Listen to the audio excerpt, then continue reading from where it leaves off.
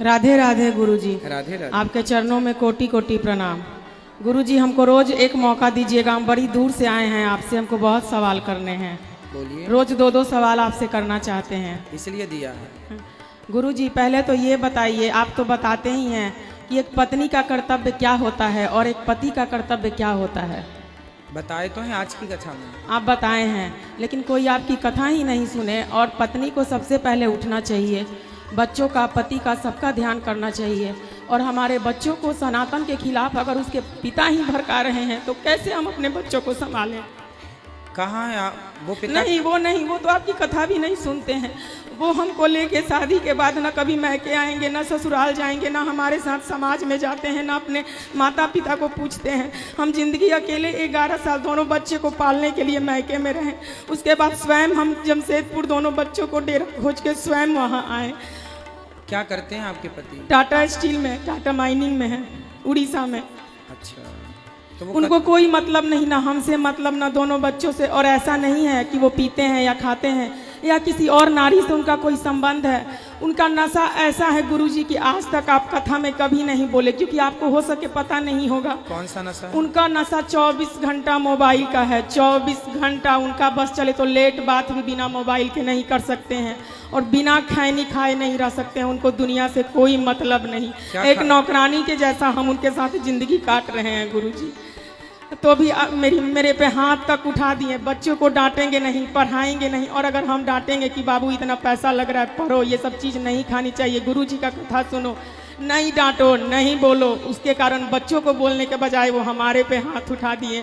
और ऐसी बात है जो हम पूरे लोग के सामने आपसे नहीं बता सकते हैं। आपकी कथा है जो हमको आज तक जिंदा रखी है गुरुजी। हम उतनी दूर से हम अकेले ही आए हैं, स्टेशन पे छोड़ने तक नहीं आए, 1 रुपया तक हमको नहीं दिए। क्या एक पति का यही कर्तव्य है?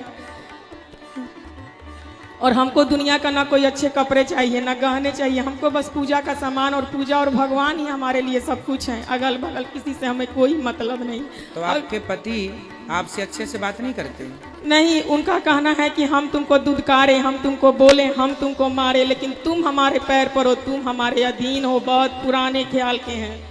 और जबकि हम MSc किए हुए हैं, NTT किए हुए हैं, और लेकिन हम ऐसी जगह में हैं। हम शादी से पहले जॉब भी करते थे, लेकिन अब वहाँ टाटा स्टील के सिवा और कोई कुछ है ही नहीं। तो हम वहाँ क्या करें गुरुजी। बच्चों की भी शिक्षा, हमारे बच्चों को वहाँ क्रिश्चियन का स्कूल है, आपको पता होगा।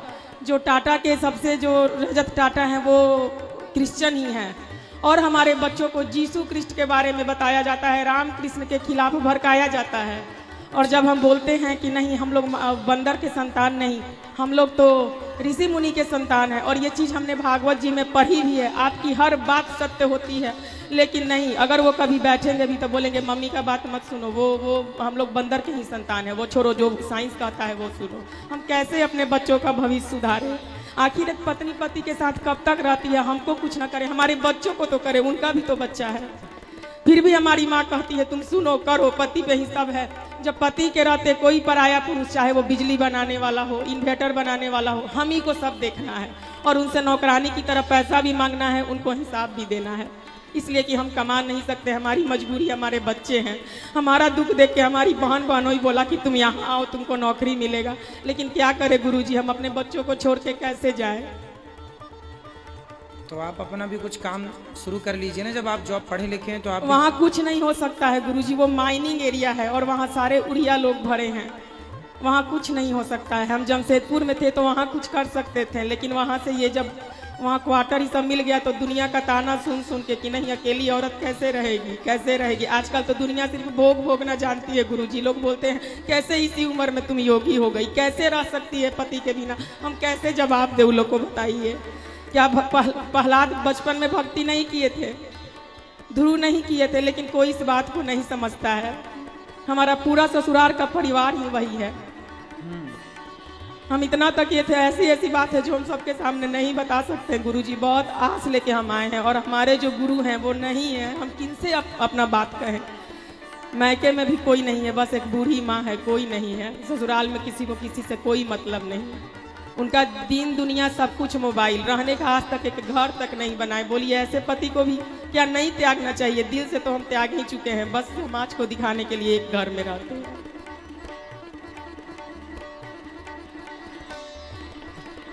पति को समझाया जाए, यही विकल्प है। नहीं समझते हैं गुरुजी। अगर आप उनसे अच्छा से बात भी कभी करना चाहिएगा ना, तो आपके पास से उठ के चले जाएंगे।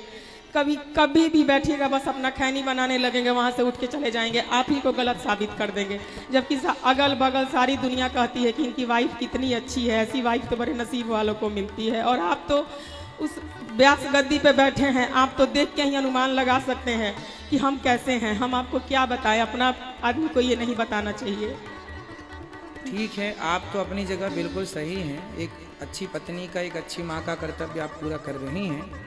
अब उन्हें एक अच्छे पिता और एक अच्छे पति का कर्तव्य पूरा करना चाहिए। लेकिन हमारे बच्चे का तो भविष्य खराब हो रहा है ना गुरुजी। हम उतना पैसा भी वहाँ दे रहे हैं, अपनी खुशी भी त्याग रहे हैं, लेकिन हमारे बच्चे क्रिश्चियन स्कूल में पढ़ते हैं।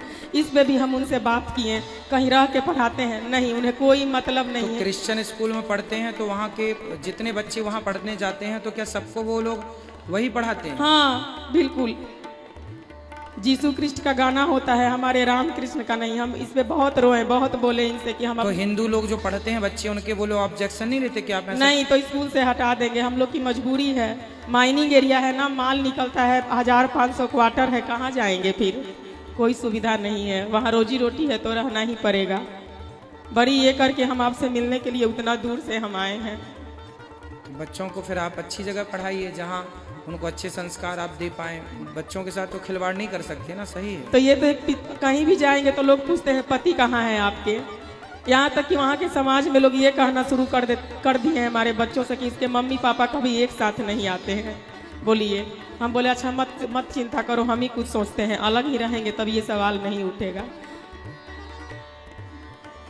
करना चाहिए अपने अपने जिम्मेदारियों का पालन सब। इसलिए हर पति को अपनी पत्नी का, हर पत्नी को अपने पति का ख्याल रखना चाहिए और दोनों लोग मिलके चलेंगे तब श्रेष्ठ गृहस्थी निभेगी।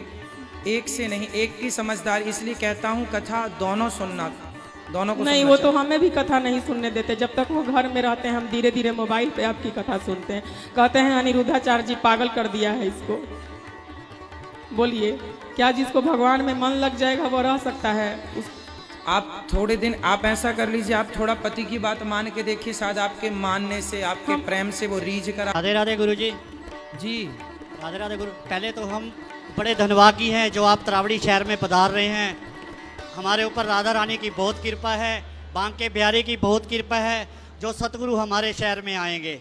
बहुत आंखें आपका इंतजार कर रही हैं। कौन से शहर से हैं? तरावड़ी शहर से जी। तरावड़ी हमारे हैं? हाँ जी, आ रहे हैं। ठीक। तो गुरुजी मेरा ये प्रश्न है, जैसे संत महात्मा कहते हैं भाई कभी भी मंदिर में हम आए तो साधारण कपड़े डालकर आने चाहिए और अच्छे वस्त्र डालकर आने चाहिए। गुरुजी जैसे हम मंदिर में आते हैं, अभी भी कुछ लोग माता पिता भी साथ होते हैं और अच्छे कपड़े डालकर नहीं आते।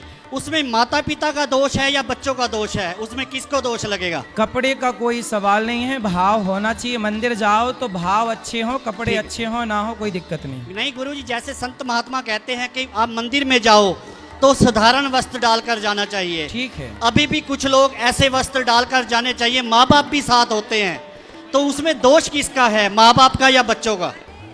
भाई बच्चे कम कपड़े पहने, गलत कपड़े पहने तो माँ बाप का ही दोष है। माँ बाप इजाजत दे रहे हैं तो बच्चे पहन रहे हैं, माँ बाप इजाजत ना दें तो कैसे पहनेंगे? राधे राधे।